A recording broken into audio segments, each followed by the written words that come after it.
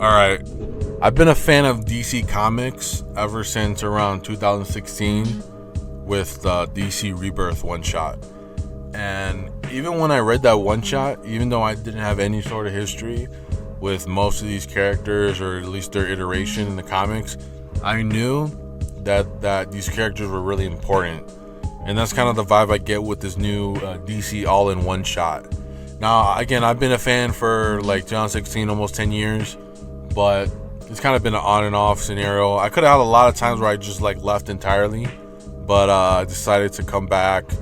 And I guess one of the main things that makes me come back is these one shots that set up all these plot lines that are going to happen with this new initiative that's going on.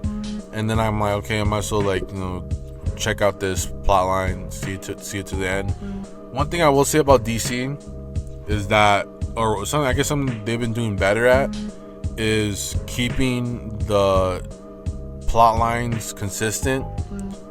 At least with the events, because even as one shot, you kind of see like, okay, this one event happened, and then it basically sprung out of the other event, and then it came to Absolute Power, and then we got here.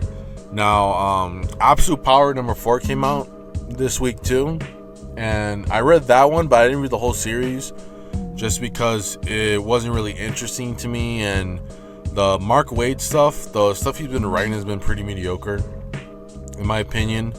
And it's okay to be mediocre, but when Mark Waid, when he's talking all crazy stuff on social media, it makes me not want to read his books. And it seems like he's been carried a lot by Dan Mora as of recent, with because again, I guess Mark Waid, he's like a reliable enough of a guy to keep on getting work, but I don't think he's like really that good. Even like the World's Finest series he has, I think it really misses the mark. But I decided not to read that series. I've been more of a Joshua Williamson fan. I really like his Superman run so far. I think it's really going places. And so this one shot, co-written by Williamson Snyder, they go back. I think Williamson was his protege of Scott Snyder. But now again, Scott Snyder's back. I guess he's the main head in the Absolute Universe part, and I guess Williamson's kind of running the main universe, even though he's not writing the Justice League book. But what I liked about this one shot is that Booster Gold has a big part of playing it, and right now I'm kind of like reading his original original run by Dan Jurgens for the first time. And in this one shot, he really seems like he's not that like funny, super funny character. So I really hopefully he gets like a ongoing eventually, because the place he's in at the time is really interesting. Like, we don't even know what's up with him. Is he in limbo? Is he dead? We don't even know. But again, he played a big part of it. He was matured, or at least where they are at in the universe, he's kind of shown that he's matured and he's important enough to become a Justice League member again. Because again, he hasn't really been used as a character really recently. I guess he had the Blue and Gold miniseries, but again, like the Blue and Gold thing is kind of a joke, and it's been like, well, it's a big part of his character, but it's kind of been holding him back, I think. So again, it was really cool have him here. Now, what's interesting about the Justice League side of this one shot, because this is like a flip book, where one side is the beginning of the new Justice League, the other side is the beginning of the Absolute Universe. This felt like it should have been part of either the Absolute Universe or Absolute Powers, or it should have been part of the first Justice League Unlimited issue. But it seems like they really wanted to use it for the one shot, and I guess they didn't want, I don't know, Wade didn't want to get involved in this or anything, I don't know. But